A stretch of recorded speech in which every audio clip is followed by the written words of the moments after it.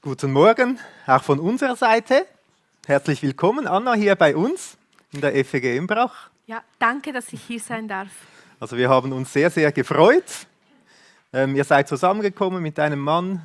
Du bist heute 32, hast eine Tochter, die durfte zu Hause bleiben. Bist Genau. aber auch in Erwartung. Genau. 32. Woche, wenn ich richtig gerechnet habe, etwa Anfang Ja. Februar sollte der Termin dann sein, der Genau, Geburtstermin. das ist richtig, genau. Und bist jetzt einfach hierher gekommen zu uns, um aus deinem Leben zu erzählen. Wie geht es dir? Ja, ich bin sehr dankbar einfach für diesen Weg, den ich gehen durfte. Mein Leben hat sich wirklich sehr, sehr verändert mit Jesus und ja, das ist wirklich ein großes Geschenk für mich. Und es ist nicht nur etwas, das in meinem Inneren sich verändert hat, sondern das ist auch ja, etwas, was die anderen auch sehen. Zum Beispiel meine Mutter, die leider noch nicht zu Jesus gefunden hat. Sie sieht auch eine Veränderung, also sie freut sich auch mit und einfach auch meine Freundinnen, andere Menschen, die ich kenne. Es ist wirklich etwas Großes, was Gott verändert hat. Ich merke, du bist voll bereit, du willst gleich loslegen mit Erzählen von deiner Geschichte. Wir freuen uns natürlich davon zu hören. Uns ist aber auch wichtig, dass du dich wohlfühlst. Wir haben einen Schluck Wasser auch bereit, da bedienst du dich. Wir wollen ja ein bisschen Zeit haben zum Zuhören, oder? Du bist auch auf Instagram aktiv oder warst aktiv. Ich habe da einen Post gefunden, der ist vor einem Jahr etwa, hast du den geschrieben. Da heißt es, im Hintergrund sieht man da so einen Zug fahren und da hast du geschrieben, ein Freund sagte mal zu mir, wenn du merkst, dass du im falschen Zug bist, dann steig beim ersten Stopp aus. Denn je länger du sitzen bleibst, desto teurer wird das Ticket zurück. Und dann schreibst du unten, es ging nicht um Züge, es ging um mein Leben. Was meinst du damit? Ja, ich denke, das ist ein sehr gutes Bild, wenn man, ich sage mal so, wenn man ein bewusstes Leben führt oder führen möchte, hat man manchmal solche Momente, wo man sich selber fragt, bin ich auf dem richtigen Weg?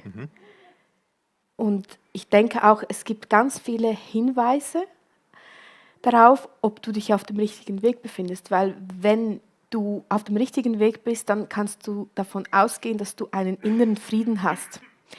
Und wenn du diesen inneren Frieden aber nicht in dir hast, und ja, das Leben ist manchmal so, dass man diesen Frieden auch sehr schnell verlieren kann. Vielleicht hat man einen Streit mit einem Freund oder irgendwas läuft schief. Aber es geht schlussendlich darum, dass wenn du ins Bett gehst, dass du weißt, hey, ich habe mein Bestes gegeben und es kommt alles gut. Aber wenn du dieses Gefühl nicht mehr hast, wenn du nicht mehr sicher bist und wenn du merkst, es geht dir seit längerer Zeit nicht mehr gut, dann bist du auf jeden Fall auf dem falschen Weg oder wie hier im Beispiel im falschen Zug. Und dann muss man sich fragen, ja, in welche Richtung möchte ich mich hinbewegen? Man spürt, dass du aus Erfahrung sprichst, dass du selber diese Gedanken für dich durchgedacht hast. Wahrscheinlich auch Phasen hattest, wo du plötzlich gemerkt hast, irgendwie in welchem Zug bin ich denn überhaupt unterwegs. Ich glaube, es ist gut, wenn wir mal vorne beginnen, wie das alles angefangen hat, oder? Du bist als Einzelkind aufgewachsen, du bist mit 9 Jahren in die Schweiz gekommen. Erzähl uns doch kurz, woher du gekommen bist und wie du aufgewachsen bist. Ich bin in Kiew geboren und bin in der Ukraine aufgewachsen. Also sprichst du Ukrainisch? Ja, also ich spreche Ukrainisch und auch Russisch, genau. Wir bleiben bei Deutsch. Ja. Genau, und für mich, ich bin eigentlich in einer Familie aufgewachsen, in der es schon früh so diese Spaltung gab. Meine Eltern haben sich früh getrennt und meine Mutter ist dann mit mir eigentlich ungeplant dann, irgendwie hat das, ich sage mal rückblickend, Gott hat es so gefühlt, dass wir in die Schweiz ausgewandert sind. Wir haben hier ein neues Leben angefangen. Also bist mit 9 in die Schweiz gekommen? Genau, ich bin mit 9 in die Schweiz gekommen. Ich konnte kein Wort Deutsch. Und da hat man sich schon von Anfang an irgendwie nicht, ja, ich fühlte mich zwar von Anfang an wohl, aber irgendwie, es brauchte Zeit, bis ich mich wirklich zu Hause, ja, fühlte. Weil ich denke, auch schon mit 9 hat man hat Bezugspersonen und die musste ich alle zurücklassen. Also meine Großeltern, auch meine Cousins, meine Tanten, Onkel, Freunde aus der Schule, alles war einfach weg. Aber meine Mama war da. Zum Glück, ja. Aber kannst du das wie kurz noch etwas beschreiben? Wie fühlt sich das an? Ein neues, man fühlt sich wohl, aber trotzdem irgendwie heimatlos? Ja, es ist schon eine gewisse Heimatlosigkeit, vielleicht gerade am Anfang und vor allem, wenn man nicht kommunizieren kann und ja, wenn man die Sprache der Menschen nicht spricht, wenn man sie nicht versteht und die anderen verstehen dich nicht. Es ist schon ein sehr einschneidendes Erlebnis. Wobei ich wirklich sagen muss, Gott hat auch diesen Part wirklich gesegnet. Ich habe innerhalb von einem Jahr konnte ich Deutsch sprechen. Ich habe erst Hochdeutsch gesprochen und danach kam langsam das Schweizerdeutsch dazu. Also ein Jahr für eine neue Sprache, hä?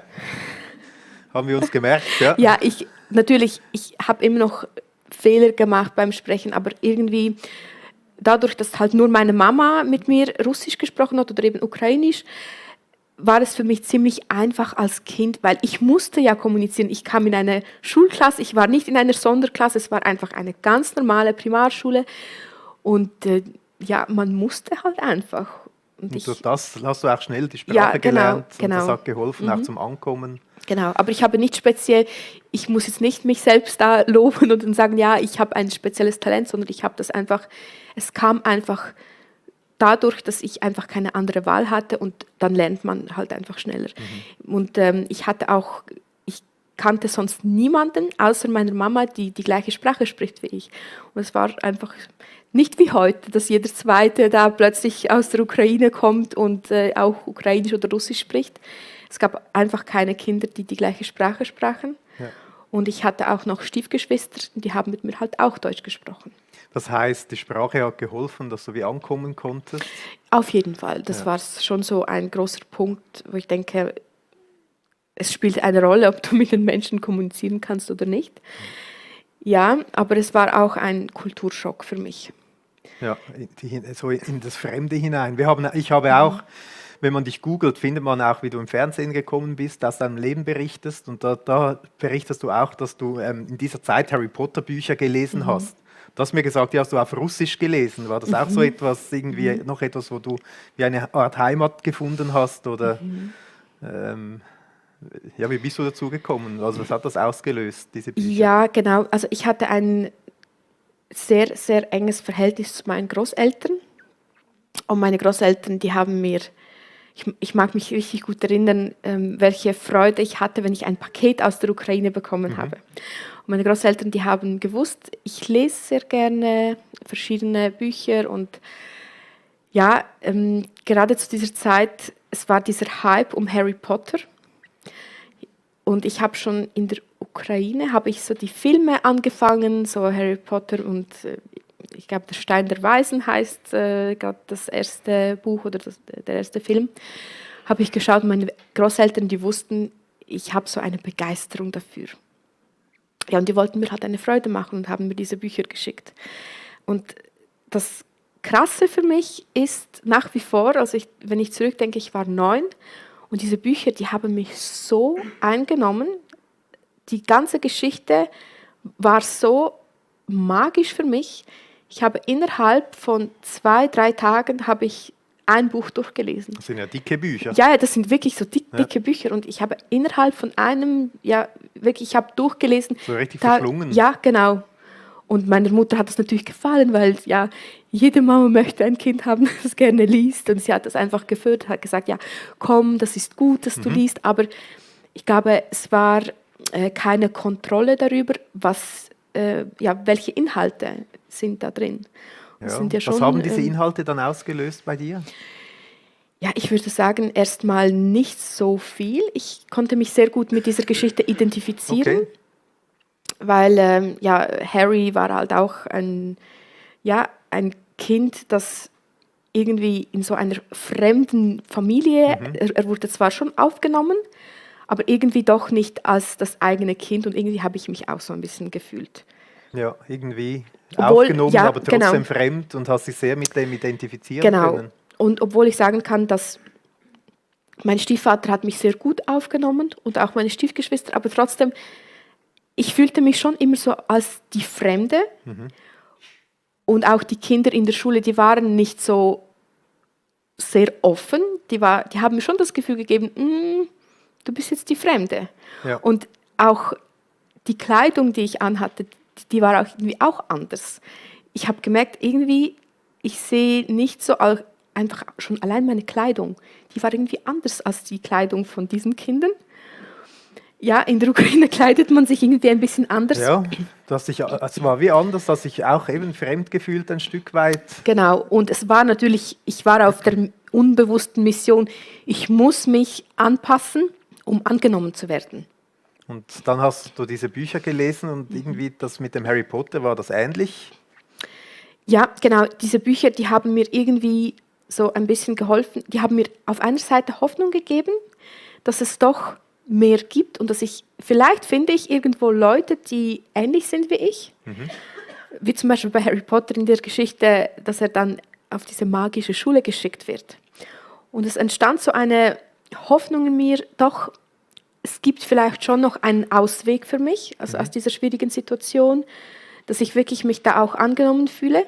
Und dadurch kapselte ich mich aber so ein bisschen ab, so dieses typische Teenager-Verhalten.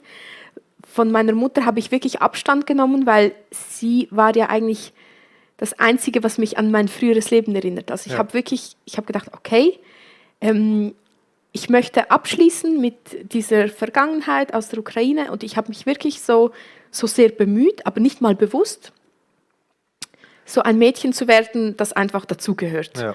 Weil das wollte ich. Ich wollte diese Akzeptanz erleben, ich wollte auch Freundinnen haben und das ist mir dann auch sehr gut gelungen. Und diese Harry Potter Bücher, die waren einfach immer präsent, irgendwie so ein bisschen immer bei mir. Ja, du hast auch gesagt, dass es wie eine Hoffnung gab, dass es da wie mehr gibt. Genau, hat das aber auch eine Hoffnung geweckt auf mehr. Da gibt es auch viel Magie, Zauberei und so weiter. Genau, und dann habe ich halt eben Freundinnen gefunden und wir haben uns auch andere Filme angeschaut, in denen es viel um Magie, Zauberei, auch um Geisterkontakte ging. Ja, also war das für dich dann etwas wie faszinierend? Das hast du nach dem auf gesucht? Jeden Fall. Oder? Ja, auf jeden Fall. Also das war schon so, ich glaube allgemein bei Kindern ist ja so Magie allgemein sehr faszinierend. Das sieht man ja auch an diesen ganzen Filmen, die gerade in Kinos laufen, überall. Das ist wirklich ein Trend. Alles voller Magie quasi. Genau, alles voller Magie und bei mir war das nicht anders. Ich wusste einfach, hey, irgendwie, es gibt da mehr, es kann nicht nur dieses Leben geben. Ich habe das einfach gespürt, schon sehr früh gespürt, es gibt da mehr. Und eben ich und meine Freundinnen, wir haben dann auch so einige Erfahrungen damit gemacht. Ja, weil wir das halt eben auch gesucht haben und wir haben uns schon ein bisschen so geöffnet auf diese kindliche Art und Weise. Aber wir waren auf jeden Fall sehr offen diesem Unsichtbaren gegenüber. Also du hast wie gespürt, da gibt es mehr, da gibt es etwas Unsichtbares, das auch eine Realität ist und hast das wie auch gesucht. Du hast jetzt von diesen Harry Potter Büchern geredet oder Filmen, die ihr geschaut habt. War das so der Anfang, Einstieg in die Esoterik? Ich würde schon sagen, das hat so das erste Fundament war auf jeden Fall dadurch gelegt. Weil ich denke auch, dass es baute wie so darauf auf. Oder es ist ja nicht, ich denke, wenn man in die Esoterik kommt, es kommt ja nicht von einem Tag auf den anderen, dass man sich ja irgendwie auf die Suche macht und plötzlich kommt einem da was entgegen, sondern es sind immer kleine Bausteine, die dazu führen, dass man sich halt immer ein bisschen mehr öffnet. Oder? Und diese ganze Welt der Zauberei, das hat schon auf jeden Fall dazu beigetragen. Und das war ja auch mein erster Kontakt mit dieser unsichtbaren Welt, ja, so wie ich mir das halt so ein bisschen vorgestellt habe. Ja, jetzt könnte man ja sagen, ja gut, ein Harry Potter Buch oder so muss man mal nicht übertreiben. Also was würdest du jetzt deiner Tochter sagen, wenn sie, keine Ahnung, mit 10 nach Hause kommt und ein Harry Potter Buch lesen möchte? Ja, ich denke, es fängt an damit, dass man, also erstmal finde ich wichtig, keine Verbote aufzustellen. Weil alles, was, ich kenne das ja von mir, alles, was verboten ist, ist schon mal sehr spannend und man möchte erst recht herausfinden, was steht denn da drin, das ich nicht lesen darf. Ich gehe sehr offen mit diesem Thema um bei meiner Tochter und bei mir zu Hause gibt es aber so, es gibt klare Grenzen, es gibt gewisse Dinge, die möchte ich nicht, dass sie das sieht. Und ich sage ihr auch, warum. Es geht nicht darum, einem Kind etwas zu verbieten, sondern ihr einen ganz klaren Einblick zu geben und sagen, hey, schau mal, es existieren Dinge, die du nicht sehen kannst, die nichts Gutes für dich wollen. Und wenn du dich aber für diese Sachen interessierst, dann gibst du Raum. Dieser unsichtbaren Welt gibst du Raum. Man steigt wie auf einen Zug auf und fährt plötzlich in eine Richtung. Genau, und zum Beispiel meine Tochter, sie weiß ja auch, wir beten auch regelmäßig zu Hause und sie weiß zum Beispiel auch, dass Gott keine Freude hat, wenn wir diese Dinge lesen oder uns Filme anschauen, bei denen es genau um diese Themen gibt. Aber auch wenn es jetzt mal passiert, dass meine Tochter bei jemandem zu Hause ist und zum Beispiel so einen Film schaut, es gibt bei mir zu Hause dann nicht eine Bestrafung deshalb, aber ich sage ihr dann schon ganz klar, dass es nicht okay ist. Ja. Und sie weiß, mittlerweile muss ich muss ihr gar nichts mehr erklären. Sie hat so wie ein Gespür dafür. Genau, sie weiß das, aber und zum Beispiel auch bei anderen Dingen merke ich das, weil es geht ja nicht nur um diese Filme, im Alltag begegnen mir so viele Situationen, wo ich einfach ganz klar eine Grenze ziehen muss und sagen muss, hey, ich möchte damit nichts zu tun haben. Und meine Tochter, sie sieht das. Es ist ja wichtig, den Kindern zu erklären, es ist wichtig, den Kindern was zu erklären, also sie muss mich sehen und wie ich damit umgehe und dann macht sie das Gleiche eigentlich dann nach. Jetzt bist du ja nicht immer ein Kind geblieben, du wurdest älter irgendwann. Und in deiner Geschichte bist du immer tiefer in so verschiedene Praktiken und so weiter hineingekommen, hineingerutscht oder hast sie gesucht, gewollt? Wie ist das weitergegangen? Genau, ich muss einen kurzen Abstecher machen. Meine erste Begegnung mit der Bibel, ich weiß nicht, ob diese Frage vielleicht später noch gekommen wäre. Erzähl einfach. Genau, als wir in die Schweiz gekommen sind, meine Mama konnte ja auch kein Deutsch und sie hat unbedingt Anschluss gesucht. Sie wollte das, sie wollte ihre Sprache nicht verlernen und sie wollte einfach dazugehören, genau wie ich ja auch, aber einfach auf eine andere Art und Weise. Sie wollte diesen Bezug zu der Ukraine nicht verlieren.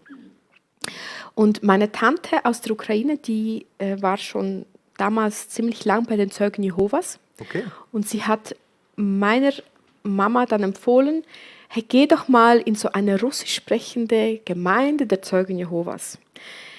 Da hast du Anschluss, da hast du Leute und dann lernst du auch noch was. Und plus dein Kind, also ich, lernt dann auch noch was über die Bibel. Das ist auch immer gut. Einfach diese biblischen Werte, das war meiner Mama dann auch schon wichtig. Und dann machten wir das auch. Also wir haben uns... Also da, wo ihr in die Schweiz gekommen seid, gab es eine russischsprachige Gemeinde von Zeugen Jehovas und da seid ihr hingegangen. Ja. Und ich muss sagen, ich war nie getauft, meine Mama auch nicht. Aber wir haben uns schon immer wieder getroffen mit den Zeugen Jehovas. Und da habt ihr auch die Bibel gelesen oder hast du etwas mitbekommen, auch von der Bibel oder von Jesus irgendwie? Ja, also viel Bibel gelesen habe ich damals nicht, aber ich kannte so einzelne Verse und wir hatten dann immer diese Büchlein von den Zeugen Jehovas und die Bibel, die lag dann schön nebendran. Und die Texte, die wurden dann einfach untermauert mit den Bibelversen. Also sie nannten es zwar schon Bibelstudium, aber ich konnte mir so ein Bild davon machen, so ein bisschen was man halt darf und was man nicht darf. Das war so mein Bild von der Bibel. Ich wusste einfach, ja, irgendwie scheint das einen Wahrheitsanspruch zu erheben. Also dieses Buch spricht über sich selbst, das sei die Wahrheit. Aber ich war mir da überhaupt nicht sicher, ob das die Wahrheit ist. Und schlussendlich kam ich persönlich zu dem Entschluss, nein, das kann nicht die Wahrheit sein. Das wurde von irgendwelchen alten Männern geschrieben, zum einfach, ja, die Massen der Menschen zu kontrollieren. Okay. Das war Also das hat dich nicht in den Bann gezogen, es hat nicht angezogen, von dem Nein, wolltest du dann nicht irgendwie war mehr. es schon so, schon so ein bisschen spannend. Vor allem so die Offenbarungsbücher, die ich überhaupt nicht verstanden habe, aber die Zeugen Jehovas, die hatten ein Zusatzbuch und da konnte ich da ihre Theorien dazu durchlesen. Aber es hat nichts in meinem Inneren bewegt. Im Gegenteil, irgendwie hatte ich die Zeugen Jehovas, die glauben zum Beispiel, dass nach dem Tod, dass die Seele eben nicht weiterlebt, sondern dass man stirbt. Also die Seele stirbt und der Mensch stirbt und man ist dann einfach nicht mehr existent. Und mit der Zeit machte mir das Angst. Okay. Mit der Zeit weckte das wirklich in mir so ein Gefühl, wenn ich zum Beispiel am Abend spät im Bett lag, dachte ich mir so, ja, bin ich dann einfach weg? Das erweckte irgendwie so ein ganz, ganz seltsames Gefühl in mir. Und irgendwann, als ich älter wurde, ich war so 19, 20, habe ich für mich den Entschluss gefasst. Ich habe gesagt, ich möchte da nicht mehr hingehen. Es bringt mir rein gar nichts. Ich schließe damit ab. Also könnte man sagen, es wäre eine bewusste Entscheidung, mit dem will ich nichts zu tun haben, aber mit der anderen Welt, der Magie und Zauberei oder wie auch immer, dort will ich, also wolltest du mehr davon wissen, mehr tiefer graben? Genau, auf jeden Fall. Also ich habe schon gemerkt, irgendwie diese Welt, also diese unsichtbare Welt, die existiert schon und es gibt vielleicht sowas wie einen Gott, aber nicht als einen Vater im Himmel, sondern eher vielleicht als so eine unbewusste, nicht richtende Energiequelle. Und diese Energiequelle, die ist eigentlich, also ich habe dieses Denken übernommen, ich dachte mir, es gibt kein Gut und kein Böse, sondern allein meine Gedanken und meine Handlungen, dass ich bestimme, was gut und was schlecht ist. Es gibt eigentlich, das Böse ist eine Lüge und das Gute ist eine Lüge. Das ist ja auch das, was die Esoterik dann schlussendlich in der Wurzel den Menschen auch eintrichtert, dass das alles eine Illusion ist. Also eigentlich existiert in dieser Lehre das Böse nicht. Und ich wusste einfach für mich, hey, es kann nicht nur dieses Sichtbare geben, also ich habe das auch erlebt, ich habe das gespürt und ich suchte danach mehr. Also wie hast du das erlebt und gespürt? Ja, also ich habe zum Beispiel, hatte ich mehrere Erlebnisse gehabt, wo ich wirklich gemerkt habe, hey, da ist was im Raum. Also es ist irgendwie eine Energie da, die ich so von mir gar nicht kenne. Es ist was anderes. Zum Beispiel auch gerade als ich dann später, ich habe das wirklich ja sehr, sehr tief gemacht, ich habe Rituale gemacht und ich habe wirklich gemerkt, dass da... Also wie war das? Hast du einfach gedacht, jetzt mache ich mal ein paar Rituale? Oder? Nein, genau. Also es war so, dass das Ganze hat ja eben in meiner Kindheit angefangen mit diesen Harry Potter Büchern und danach ist es weitergegangen mit geführten Meditationen. Also ich habe geführte Meditationen gemacht. Ja, die wolltest du besuchen, weil du mehr davon wolltest? Genau, ich wollte das besuchen, weil ich gedacht habe, doch, das ist was Neues, ich möchte das ausprobieren. Und ich habe gemerkt, kurzfristig tut mir das gut. Das tut mir gut. Ich beruhige mich dadurch. Irgendwie auch diese kreisenden Gedanken, auch dieses Denken, ja, warum bin ich überhaupt da? Irgendwie hat es mir so einen Sinn gegeben für einen kurzen Moment. Vielleicht auch so ein Heimatgefühl, ein bisschen.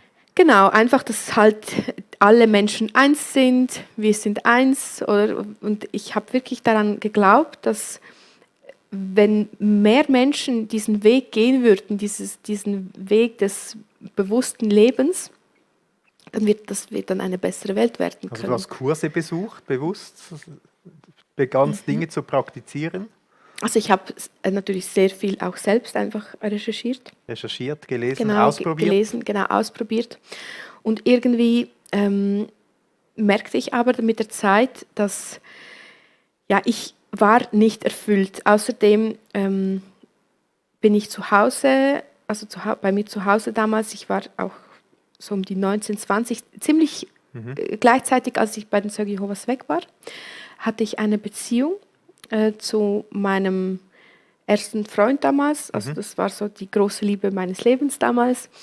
Und wir sind dann auch zusammengezogen, weil bei mir zu Hause, meine Mama hat sich getrennt von meinem Stiefvater.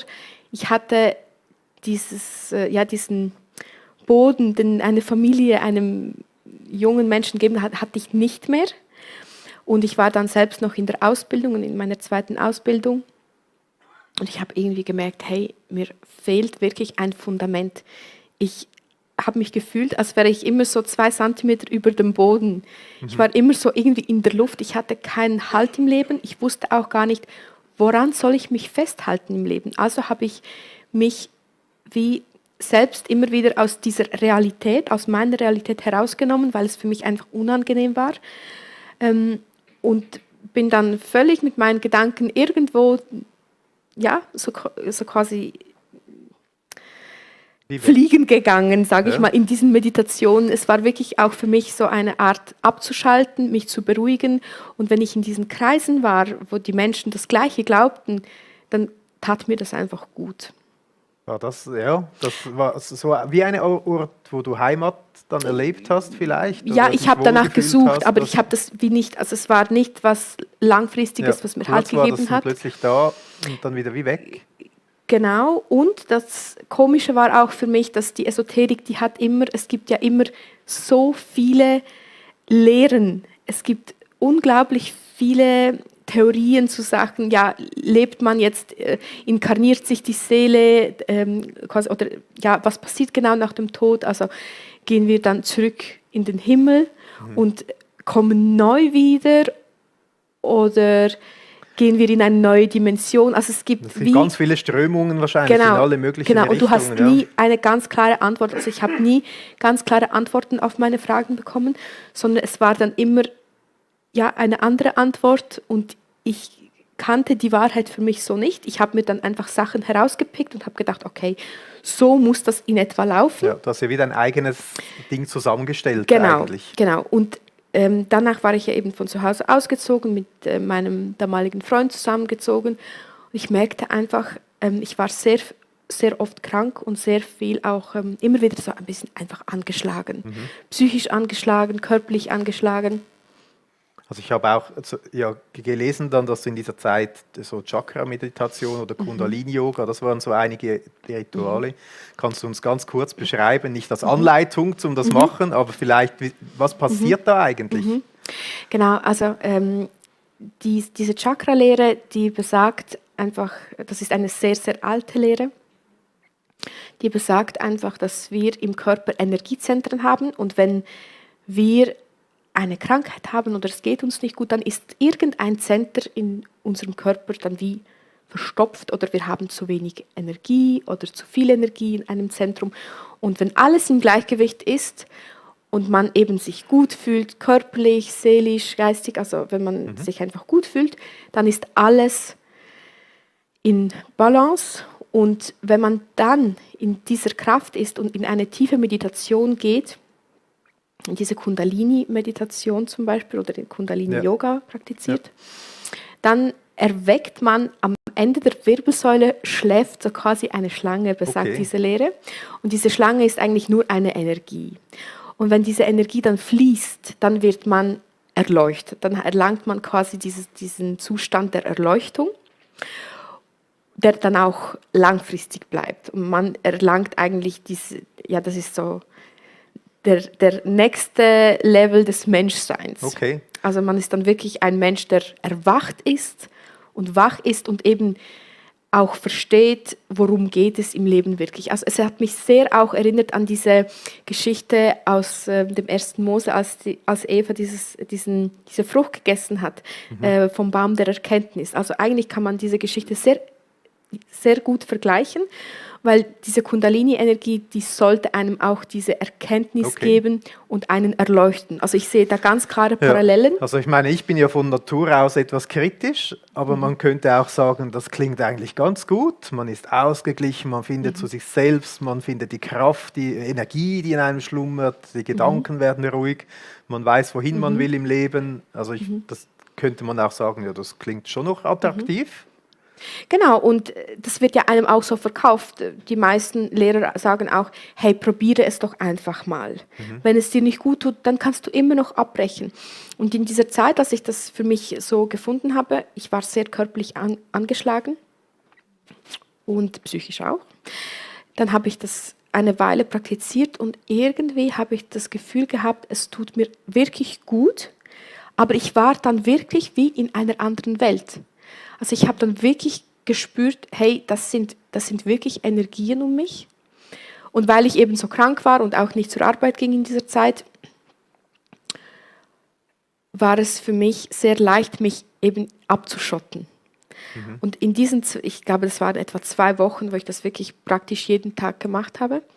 Und ich bin rausgegangen aus der Wohnung und ich muss wirklich sagen, ich habe die Menschen, ich habe die ganz anders mit meinen eigenen Augen wahrgenommen. Ich habe gespürt, dass die alle einfach so bedrückt waren. Und ich habe richtig so diese, man sagt auch Aura sehen, man kann es so ein bisschen vergleichen, dass die Aura der Menschen, die war so richtig grau. Also du wurdest irgendwie so sehr Feinfühlig, genau. Ich wurde richtig feinfühlig in dieser Zeit und ich habe wirklich diese Menschen einfach gesehen und ich habe gedacht, hey, ich kann nicht mehr so weiterleben. Ich muss weg da.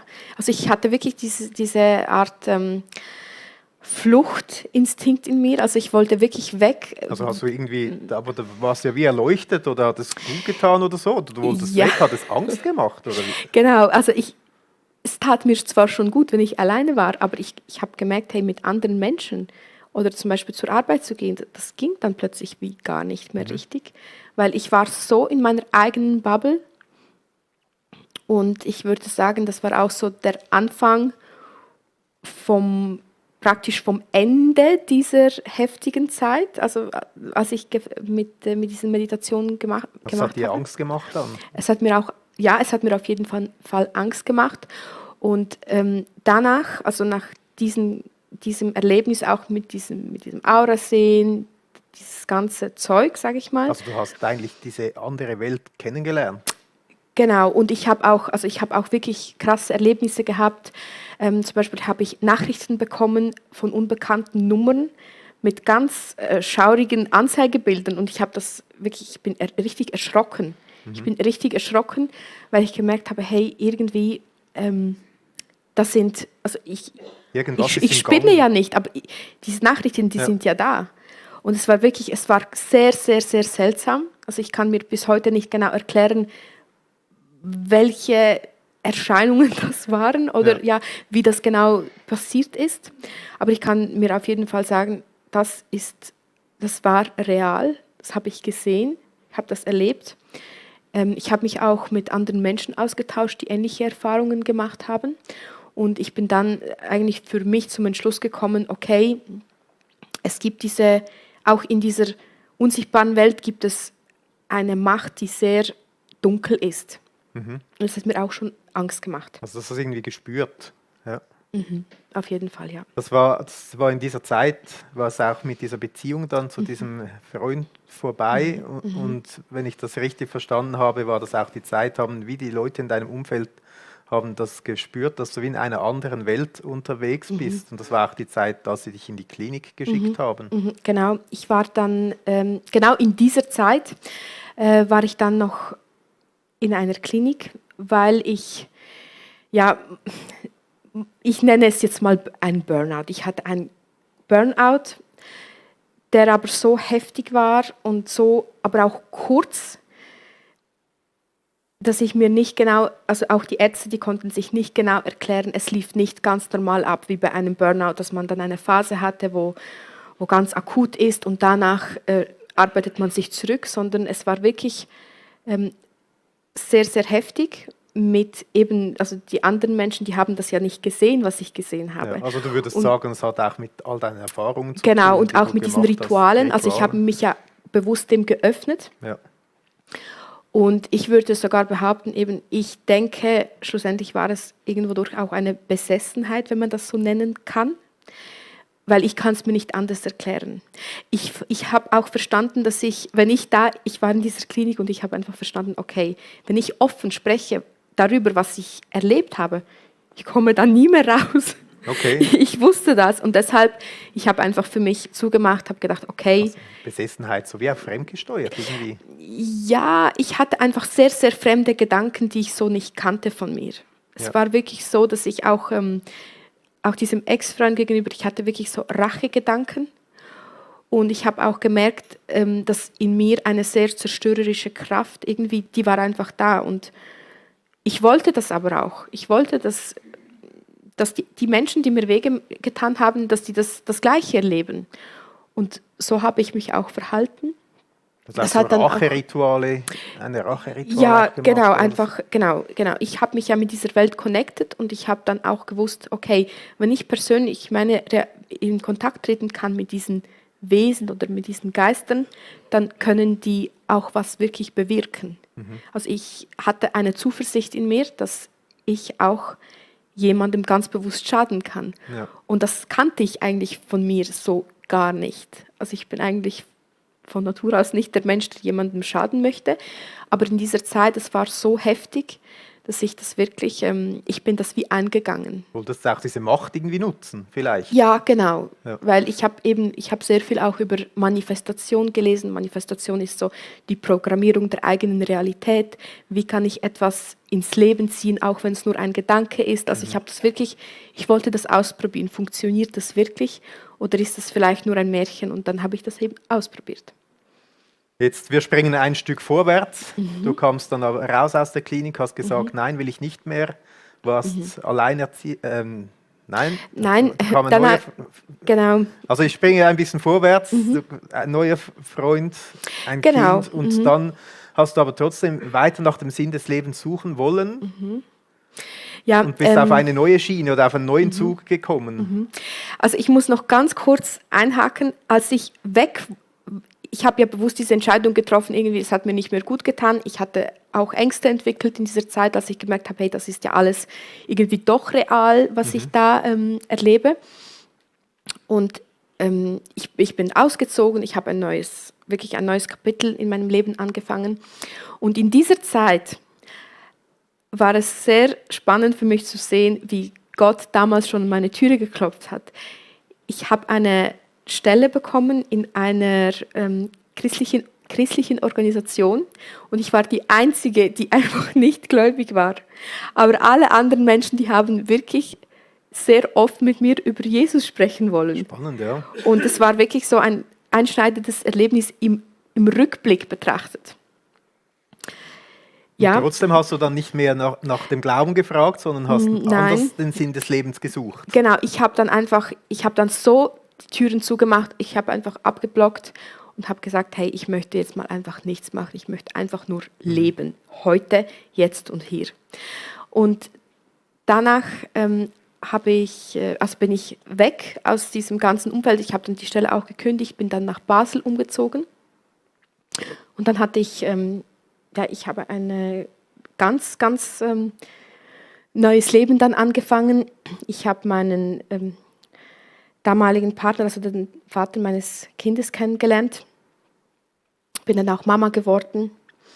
Und in dieser Zeit, als meine Tochter ungefähr so 1 Jahr alt war, kamen diese Gedanken zurück, hey, kann das wirklich alles im Leben sein? Irgendwie, ich habe jetzt ein Kind, aber ist das wirklich der Sinn meines Lebens? Irgendwie fühlte ich es nicht, dass das nur das sein sollte, weil es geht ja auch um viel mehr. Es ist nicht nur das Familienleben, sondern es geht auch um diese Seele. Ja, es geht schlussendlich. Ja, da bist du wieder auf die Suche gegangen. Genau, ich bin wieder auf die Suche gegangen, allerdings auf eine andere Art und Weise. Ja. Es ging da eher um diese leichte Spiritualität und da ging es wirklich darum, dass ich diesen Sinn des Lebens suchen wollte. Also sowohl für mich als auch für andere Menschen. Ich habe bei einer Frau meinen persönlichen Lebenssinn mir ausrechnen lassen und das hat mich so fasziniert. Also ausrechnen lassen irgendwie. Genau, ich muss vielleicht noch kurz erläutern. Ich bin einer Frau begegnet, die hat anhand von deinem Geburtstag hat sie ausrechnen können, was deine Lebensaufgabe ist. Also sagte sie zumindest. Ja, also irgendwie mit, keine Ahnung, mit dem Horoskop oder mit. Ja, das oder war ein was? spezielles Horoskop, genau. Ja. Und wenn du diese Lebensaufgabe quasi erfahren hast, hat sie dir auch ganz klar sagen können, hey, diesen Weg musst du gehen. Es war so eine Art Mentoring, das sie angeboten hat.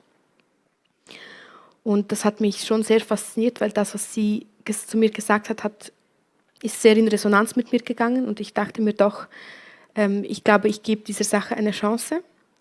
Und sie hat dann auch gesagt, ja, ich sehe bei dir diese spirituellen Fähigkeiten, du bist wirklich gut darin, mach doch da weiter, alles, was ich dir gesagt habe, mach da einfach weiter und du wirst sehen, du wirst Erfolg haben.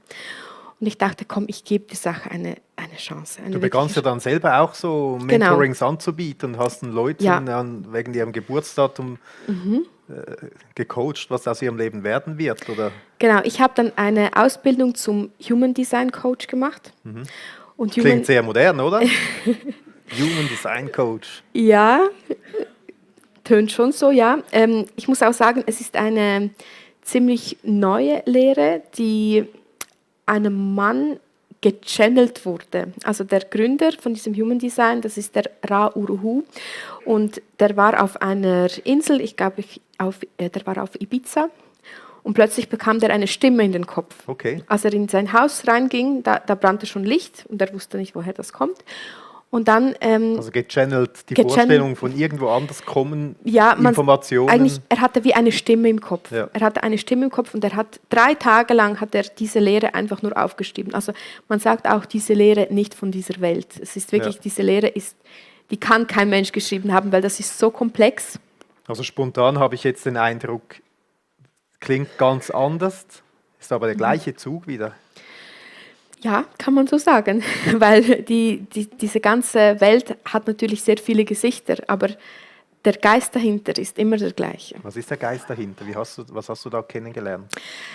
Also ich habe auf jeden Fall, da war es schon anders, also ich habe keine Kundalini-Meditation mehr gemacht, auch nicht mehr groß was mit diesen Chakren, aber ich habe gemerkt, irgendwie, das ist diese kurzzeitige Erfüllung schon wieder. Es erfüllt mich nicht wirklich. Ich habe immer noch die gleichen Fragen, wie ich schon vor 10 Jahren hatte. Und auch wenn die Menschen jetzt zu mir kommen und ich war gut darin. Du warst erfolgreich. Genau, es war wirklich gut. Du hast ein Business aufgezogen. Ja, genau. Also ich hatte wirklich, langsam hatte ich so eine Art Kundschaft, die kamen auch immer wieder zu mir. Also es blieb dann nicht nur bei einer Beratung, sondern die wollten dann auch noch mehr. Und danach kam zum Beispiel, ich hatte plötzlich Anfragen über, ja, aber kannst du nicht vielleicht mal dieses so Unterbewusstseinstraining mit mir machen, weil ich habe ein Problem und ich merke, es tut mir einfach gut, mit dir zu sprechen. Und dann habe ich wirklich, ich war so offen, ich habe dann wirklich immer wieder neue Ausbildungen gemacht, immer wieder Workshops. Aber deine Fragen wurden trotzdem wie nicht beantwortet? Die wurden kurzfristig irgendwie schon so beantwortet, einfach so diese oberflächlichen Antworten, aber es war nie so, dass ich sagen konnte, doch, ich bin mir 100% sicher, das ist die Wahrheit. Und das kam dann auch zum Vorschein. Also als ich eine Sitzung hatte ich hatte eine Zoom-Sitzung, das war in dieser Corona-Zeit, hatte ich eine Online-Session mit ein paar Frauen gehabt und in einem Augenblick, ich kann mir selbst nicht genau erklären, wie das passiert ist, ist mir ein Bibelvers über die Lippen gerutscht. Also du bist da als Trainerin für diese Leute, die von dir Antworten suchen und plötzlich sagst du einfach einen Bibelvers. Genau, wobei ich kann gerne diesen Bibelvers kurz zitieren. Es ging da darum, dass ich gesagt habe, ihr werdet die Wahrheit erkennen und die Wahrheit wird euch frei machen. Ja genau, wir haben auch hier ein Wort, das Jesus gesagt hat.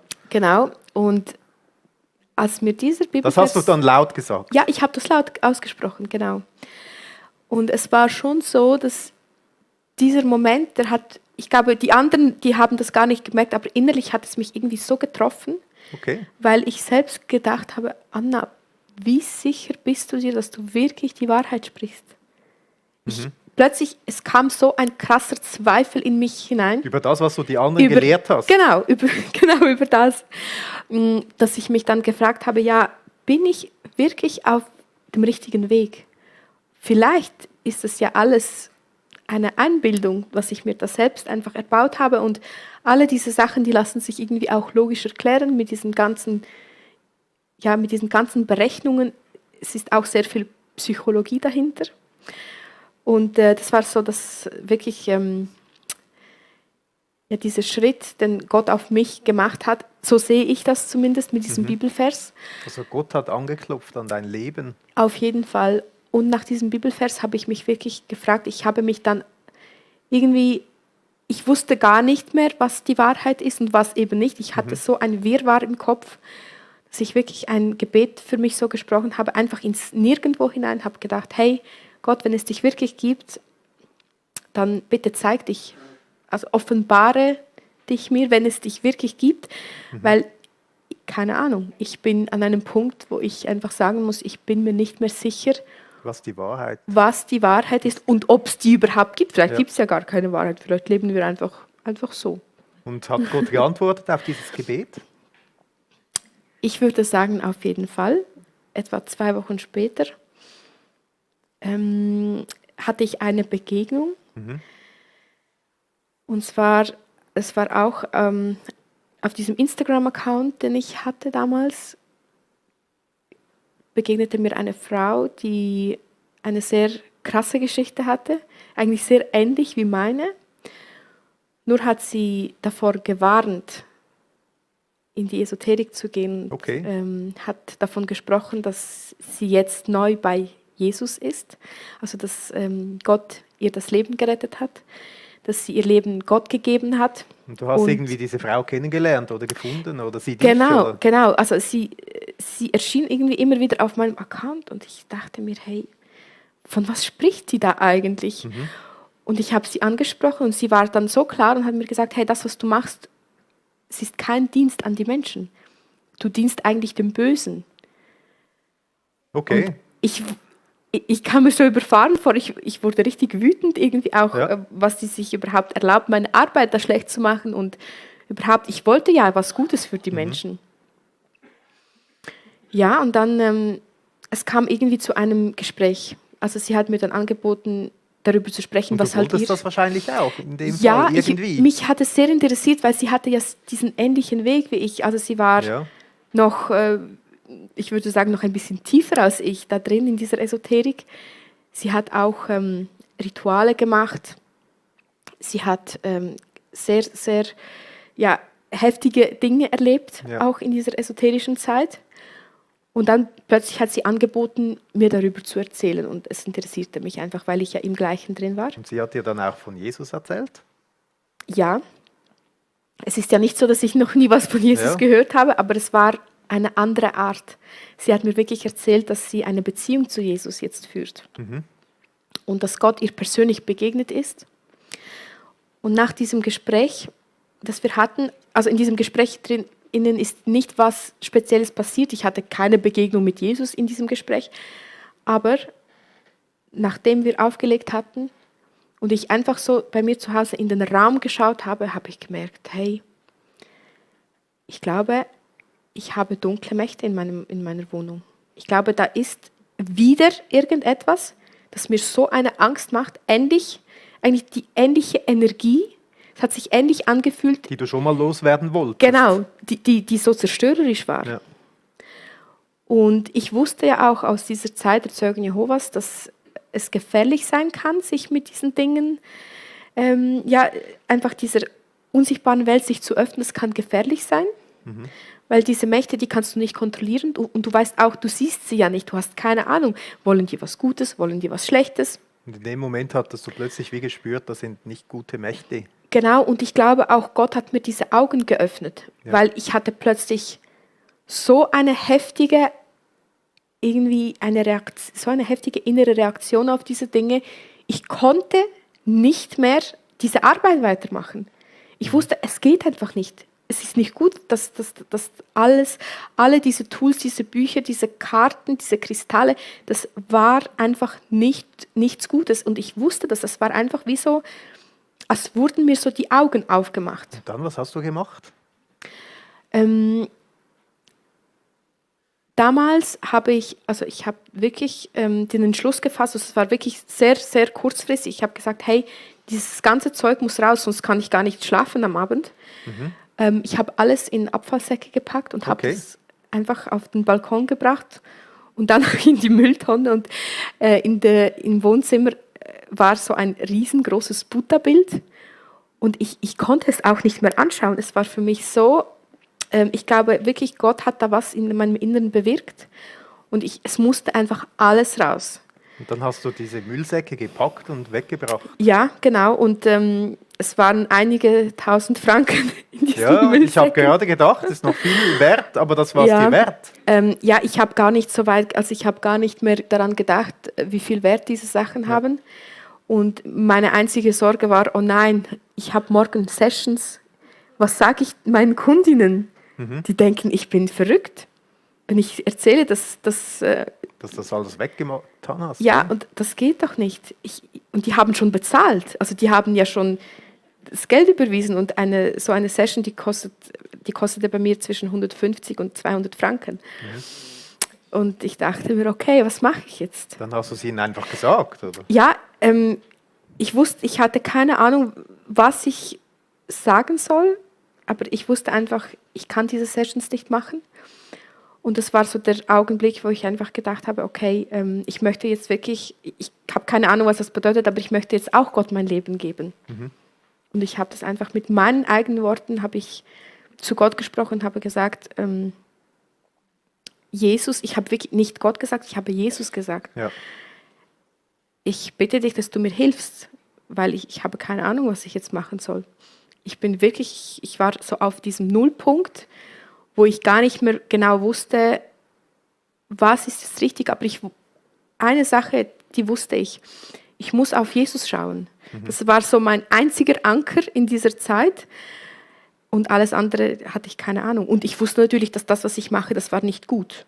Also das könnte man sagen, das war so ein Moment der Entscheidung, wo du gesagt hast, ich will mich für Jesus entscheiden. Ja, schon, ja.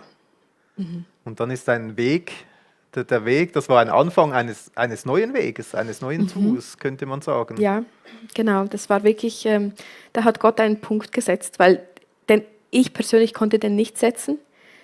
Irgendwie über Jahre hinweg bin ich immer wieder in das Gleiche reingerutscht. Und ich glaube, Gott hat es gesehen und hat wirklich selbst dann einen Punkt gemacht an dieser Stelle.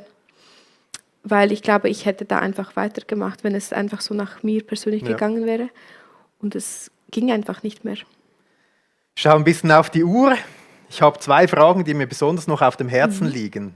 Ich kann mir vorstellen, ihr habt vielleicht noch viele weitere Fragen. Du hast gesagt, dass du auch am Ende vom Gottesdienst noch hier bleiben kannst, einige Momente, wo man auch auf dich zukommen kann. Aber die eine Frage, die mich jetzt beschäftigt, jetzt könnte man sagen, ja gut, jetzt hast du da diese übernatürliche Welt kennengelernt und jetzt gehst du zu Jesus, probierst auch das Nächste aus. Das ist ja eigentlich das Gleiche, einfach wieder auf eine neue Art und Weise. Was würdest du dazu sagen? Das ist tatsächlich eine Frage, die sehr oft gestellt wird, wenn vor allem Menschen, die Gott jetzt nicht kennen, die denken, das ist was Ähnliches. Aber ich glaube, der größte Unterschied besteht darin, dass man nicht mehr für sich selbst lebt, sondern für Gott. Man erkennt an, dass Gott einfach über mir steht. Und auch wenn es Dinge gibt, die ich vielleicht gerne machen würde, aber ich weiß, dass Gott das nicht gut findet, dann mache ich das nicht. Und in der Esoterik stellst du ja immer dich selbst in den Mittelpunkt, weil du entscheidest, du bist der Anker. Und jetzt ist es anders. Gott ist mein Anker. Ich schaue auf ihn und danach handle ich. Es geht nicht mehr nach meinem Willen, sondern nach dem Willen Gottes. Und auch wenn es Sachen gibt, die ich persönlich vielleicht lieber machen würde, aber die sind vielleicht nicht gut in Gottes Augen, dann mache ich die nicht. Ich habe auf Instagram ein bisschen deinen Channel angeschaut. Da spürt man das überall heraus, dass ein Anker finden, nicht bei sich, sondern bei Jesus, dass dir das irgendwie gut tut. Ich habe auch noch eine Folie vorbereitet, wo man das wie so sieht, wie du, was dir wichtig ist oder was du über dich selbst sagst. Ich habe da ein paar Dinge hervorgehoben. Das war im April 2024. Du schreibst da Kind Gottes. Also du siehst dich als Kind Gottes seit Oktober 2021 im Glauben, Taufe im Jahr 2022. Richte mein Leben nach dem christlichen Glauben aus. Könnte man sagen, dass das wie eine Heimat für dich geworden ist, der Glaube an Jesus? Ja, auf jeden Fall. Ich denke, für mich ist wirklich, das ist eigentlich der Mittelpunkt meines Lebens, weil eigentlich alles, was danach passiert ist, ging nicht mehr so, wie ich will, sondern wie Gott will. Zum Beispiel, ich gehe sehr gerne noch kurz auf den Punkt alleinerziehend ein. Ich war ja damals in einer Beziehung und ich hatte meine Tochter, sie ist jetzt gerade 7 geworden.